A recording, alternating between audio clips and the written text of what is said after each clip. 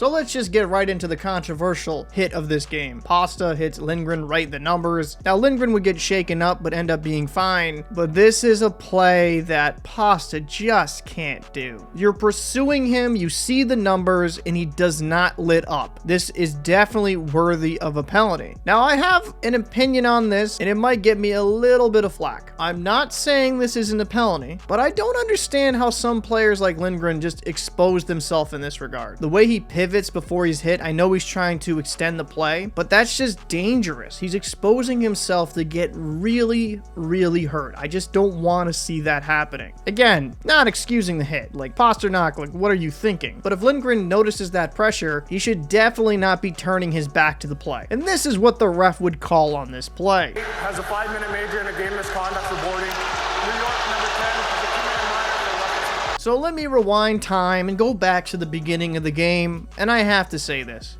Jeremy Swayman and Igor Shesterkin both played extremely well. Both goaltenders were superb, and it was worth the price of admission. Two of the best goalies in the NHL right now, and I'm happy for a guy like Shesterkin, who got lit up in a few games this season, but it was more due to the defense in front of him and not his play. And as for Swayman, he continues to be excellent on the season. Now the Bruins would strike first. JVR throws it over to Frederick. He would bury home the loose puck. That would put the Bruins up 1-0. Good performance here. Shesterkin would get tested right after this by Pasta. Another fantastic stop. And we would see a swing from the Rangers where they try to get something past Swayman, but he stood tall. But as talked about earlier in this video, Pasta would hit Lindgren from behind, and it felt like after that moment, the momentum shifted. They might have not capitalized on that 5-minute power play, but they would get another power play later in the game, and you can't leave Trocheck in the slot that open.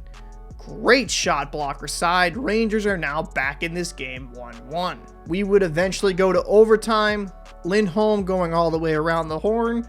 Shoots it wide. Nothing would happen there. Swayman would get tested, and the Rangers were really good at keeping possession of the puck, and it was just too much for the Bruins. What a fantastic feed from Panarin over to Trocheck. That's his second goal of the game and the OT winner. Both of these teams playing a back-to-back, and sometimes you could excuse that for some poor play, but while the offense wasn't explosive in this match, I thought defensively, this was a good game to watch.